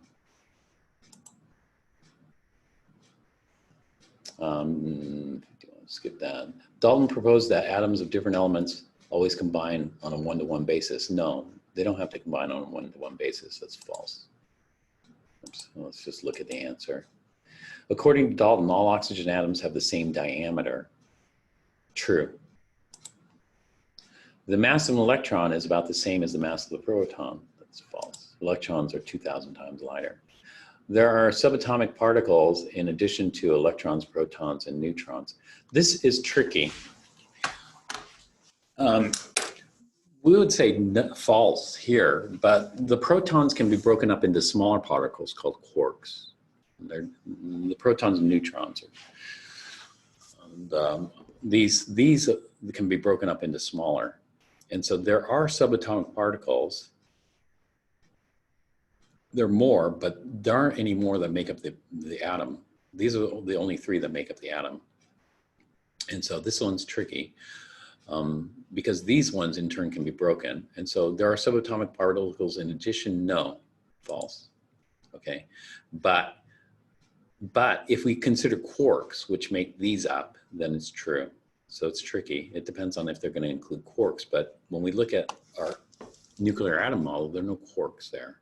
We have to break apart the protons to get the quarks, which we aren't going to do. So that's why I selected false. I selected false because these are the only 3 we care about. The nuclear chemists are going to care about the quarks. And these are the only 3 that make up the atoms at our level. We aren't going to break it up any smaller than that. The mass of an atom is uniformly distributed throughout the atom. No, the mass is concentrated in the nucleus. Most of the particles fired into the gold foil were not deflected. True. Atoms are mostly in empty space. The masses of the proton and electron are equal but in opposite sign. False. Isotopes of an element have different electrical charges. False. The atomic number of an element is the number of particles in the nucleus. And that's false too. It's the number of protons. An oxygen 16 atom has the same number of protons as an oxygen 17. That's true. You know, all these. What defines an element is the number of protons. We don't know the structure enough. We don't see the patterns. So, you know, no patterns have been given. They didn't tell us any patterns in that to be able to predict chemical reactivity, you know, and we certainly aren't even close to understanding its whatever. The nuclei of nitrogen atoms have a different number of protons than the nuclei of any other element. That's true. All elements have a unique number of protons. Neutral atoms of sulfur have different number of electrons from neutral atoms of any other element. That's true. That's because they're neutral. Isotopes of different elements that exhibit the same mass number exhibit similar chemical behavior. No, no, that's false. It's the protons that dictate chemical behavior, not the mass number. The mass number of carbon-12 is exactly 12 grams. No, a mass number is not a mass. Mass number is a number. Mass number is 12, which means number of protons and number of neutrons. So that's false. Periods are arranged vertically and the periods are horizontal. The atomic mass of the second element to the farthest right. And so we could just go, this is just looking at the periodic table and getting familiar with the periodic table. The first experiment to suggest that an atom consisted of smaller particles showed that one particle had a negative charge. From that fact, what could be said about the charge of the other particles that might be present? The other particles must be positive, otherwise it's not going to be neutral. And so there's got to be positive charge to account for the neutrality of an atom. All right. Okay, now we're on the challenging problem. Sodium oxide and sodium peroxide are two compounds made up of the elements sodium and oxygen. 62 grams of sodium oxide contains 46 grams of sodium and 16 grams of oxygen. Okay, 78 grams of sodium peroxide has 46 grams of sodium and 32 grams of oxygen. Show how these figures confirm the law of multiple proportions. And so what we're looking at is a ratio here, 46 to 16 versus 46 to 32. So it looks like here, this is double the oxygen in it. And so we can see that in the ratio here. This would be a 1-to-1 ratio. This would be a 1-to-2 ratio in that sense, if you want to put it like that, you know. It's a 1-to-2 ratio or a 1-to-1 ratio kind of deal. In terms of mass, you know. We're gonna, actually this one you don't have to worry too much. We're gonna do this in much more detail later. The CRC handbook. The CRC handbook is a very useful handbook, a reference book. CRC stands for the Chemical and Rubber Company, and it's like Wikipedia. And in fact, this is what preceded Wikipedia. This lists a lot of physical and chemical properties of compounds and elements in here. A large reference book of chemical and physical data lists two isotopes of rubidium. The atomic mass of 72.15%, so this is the average of rubidium atoms, is 84.9118 U. 75.15 is this. Through a typographical oversight, the atomic mass of the second isotope is not printed. Calculate the atomic mass for the second isotope. So what we need to do is, if there are only two isotopes, you know, what we need to do is we need to know what the average is. We have two unknowns, you know, when we look at the equation. And so if we have two unknowns, we need two equations. So this is a multiple unknown, multiple equation type problem. Actually, we're gonna rectify that shortly. And so the situation for this particular problem is like this. 72.15, so 72, this is the way I write it, 72.15 out of 100, weigh 84.9118 U. There are only two, so the other must be, well, they have to add up to 100, so the other must be, if this is 72, the other must be 27.85, so 27.85. I think 27.85 plus 72.15 should add up to 100 if there's only two. If there's more than two, then we got three unknowns. We need three equations. But in this case, there's only two unknowns. So we didn't know what that is. And we don't know what the mass is.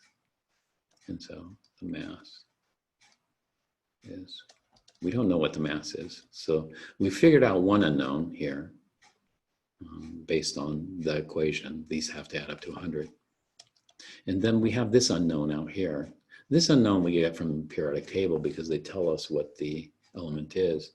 The element is rubidium. The Z equals 37. And so let's take a look at rubidium. Element number 37 is here, rubidium. Oh, that's the alkali metal, I forgot. 85.47, 85.47. So let's go back here.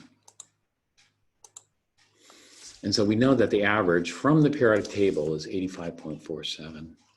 And so that was another unknown we had to figure out, but we could figure that one out easily by looking at the table. This is going to be 85.47. Now we have one equation and one unknown. So we just solve for this. Let's see, unknown. So let's see what the book did. Yeah, so here's the unknown x. That's our x here, 85.47. They had more precise mass. They must have looked it up in the CRC. They didn't give us this mass. But based on the periodic table they gave us, it wasn't rounded. This is rounded to 85.47. This one. CRC is good, or we could also use Wikipedia. A lot of the data from the CRC is not on Wikipedia. It's not taken from, it's from all different sources. Okay, the atomic mass of lithium on a periodic table is 6.94, so the average is 6.94. Lithium has two natural isotopes with atomic masses 6.1 and 7.01. Calculate the percentage distribution. I already see the percentage almost, This is 90% of the way to, like here, this is the way I think about it. This is a crude way of thinking about it. And so this is what we call qualitative. One isotope weighs 6, the other isotope weighs 7. If it's 100% 6, then it's going to weigh 6. If it's 100% 7, it's going to weigh 7. And so the way I think about it is like this. If it's 50%, let's say, if it's 50%, then it should weigh 6.5. 50% 7. If it's 0% 7, then it should weigh 6. If it's 100% 7, then it should weigh 7. Well, it weighs 6.9. If it's at 6.9, then it must be 90% 7. Do you see? If it's at 6.9, it's got to be 90% 7, roughly. So if this were multiple choice, I just pick the answer closest to 90. If there are a bunch of answers close to 90, then I'd have to actually do the calculation. I'm trying to avoid the calculation right now. And so it's 91.7%. So I just ballpark guessed it at 90%. If it's 10% 7, what would its mass be? Well, if it's 10% 7, it'd be 6.1. I'm off a little bit because I call it 6 rather than 6.1. Just keep the numbers simple. But here we just do it, The way we do it is there are one unknown. There's one unknown here. Actually, two unknowns. Yeah. No, one unknown. It's one unknown. Here, I would have done more properly in the calculation. Let me just show you what I would have done in the calculation. Actually, no, are there two unknowns? No, yeah, there are two unknowns. Ooh. So I don't know what this is. So this is what I'm going to do. I'm going to call this X%, this one, and this is going to be Y%, this one. This is two unknowns, sorry. This is two unknowns. I'd actually, let's go ahead and set it up because this is another two unknown problem. And so it's X out of 100 that weigh 6.15, 6.105, X out of 100 weighs 6.10512 U, plus Y out of 100 weigh 7.01600 U, and this has got to equal the average. The average, the weighted average is 6.94 U. And so we have two unknowns. If we have two unknowns, we need two equations. So what's the other equation? The other equation is there are only two isotopes. So X plus Y has to equal 100%. And therefore, Y must equal 100% minus X. And so we have this, we could substitute this in here, over here, and then solve for X. Is that what they did? Oh, they solved for Y. It doesn't matter. You just substitute. We could solve this either for Y or X. It doesn't matter, and then substitute. And then we get it into one unknown, and then we can solve it. So two equations, two unknowns. Let's move on.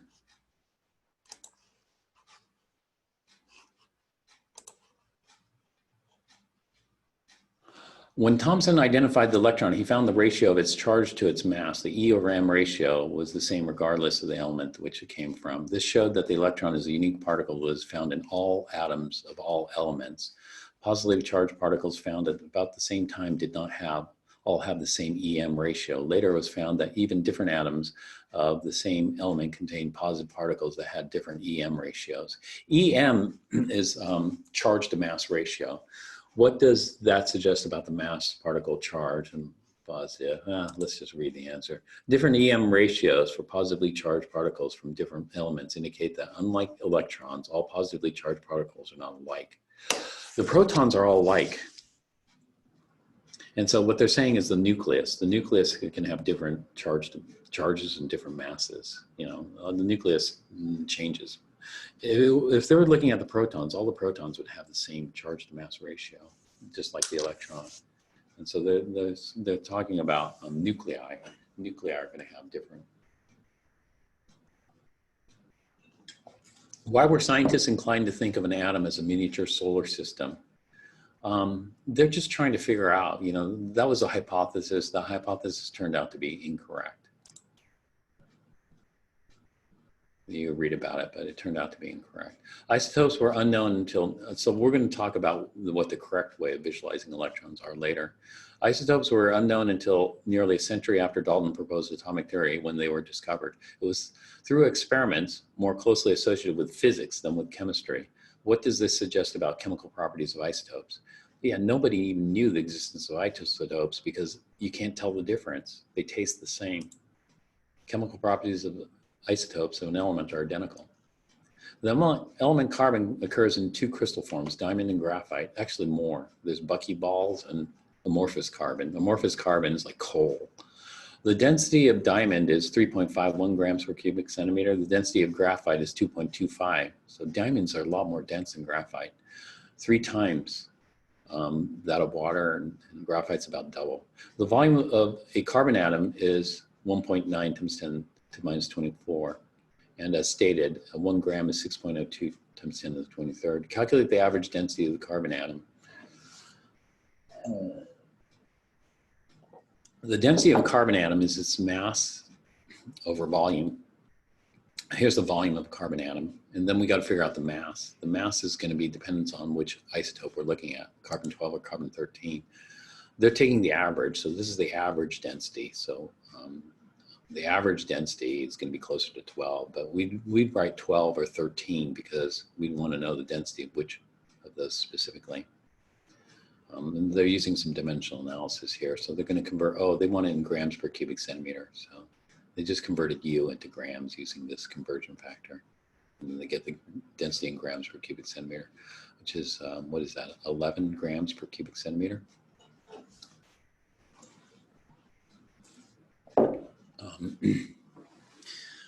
Although carbon's not as dense as, there's a lot of empty space because the carbons are spherical. So in between, there's a lot of empty space or dead space. And so that's why the density of graphite's only, this is 11 grams per cubic centimeter, but the density of graphite's only 2. That's because, when you connect the atoms, there's a lot of gaps in there, called empty space. So just a reason for the density of the atom being so much larger than the density of either form. Because when you pack the atoms together, there's a lot of empty space. So in packing carbon atoms into a crystal, there are spaces between the atoms. These are voids, and in the voids is empty space, vacuum. And so, in fact, voids in diamond account for 66% of the total volume. The 66% of the total volume isn't even occupied by an atom. In graphite, it's 78%. The radius of carbon atoms is roughly 10 to the 5th times larger than the radius of the nucleus. What is the volume of the nucleus? So we just take the volume of the atom and divide by 10,000. Take the volume of the nucleus and divide it by about 10,000 cubed. And so this is the volume of the nucleus. Calculate the average density of the nucleus. The density is going to be huge. So you pack all that atom into the nucleus, atom's mass. This is wrong because this is excluding the electrons into the nucleus, and then we get this. This is enormous. 10 to the 16 grams in a cubic centimeter is enormous. How many kilograms is that? Divided by 1,000 is 10 to the 13. And so that would be 10 trillion. 10 trillion kilograms per cubic centimeter. It's an insane number, this is. It seems ridiculous, but it's an insane number. The radius of a period on this page is about 0.02 centimeters. The volume of a sphere that size is 4 times 10 to the minus 5 cubic centimeters. Calculate the mass of that sphere if it were completely filled with carbon nuclei. Express the mass in tons. So if we look at the period and we fill that with carbon nuclei, how much would that little period weigh? And so let's just see. It'd weigh 400,000 tons. Can you imagine that period weighing 400,000 tons? It's incomprehensible. It's incomprehensible, and that's why, you know, atoms are mainly empty space. Okay, well, that was the, this is pretty much chapter 5. We don't know enough. We don't even see any patterns here. It's really hard to make predictions about chemical properties, you know. Or I've got to go back here. You know, I don't really see much. I see the pattern in the periodic table. This is nicely arranged, you know, but this is all empirical. You know, Mendeleev did this all empirically from observation. I want to do this theoretically, you know, or what is the theory? Why do we see a pattern like this? You know, why does element number 1, 3, 11, 19, 37, 55, 87 share similar chemical properties? You know, if I'm looking at a pattern, I go 1, 3, you know, I try to look for patterns. Well, there are more patterns. We just take time to find those. But, you know, we still haven't gotten there yet. But we need more observations. So we're going to take some more observations, and then we'll try to see if we can better understand, you know, what's going on here. So, yeah, it's break time now. Let's go for a break. 15 minutes or so, then we'll start again at like 4:18 or so. Okay, I'm gonna pause the video. Maybe I'll stop, or actually, I'll just pause the video, or I'll stop it because this is the end of chapter 5. Stop recording.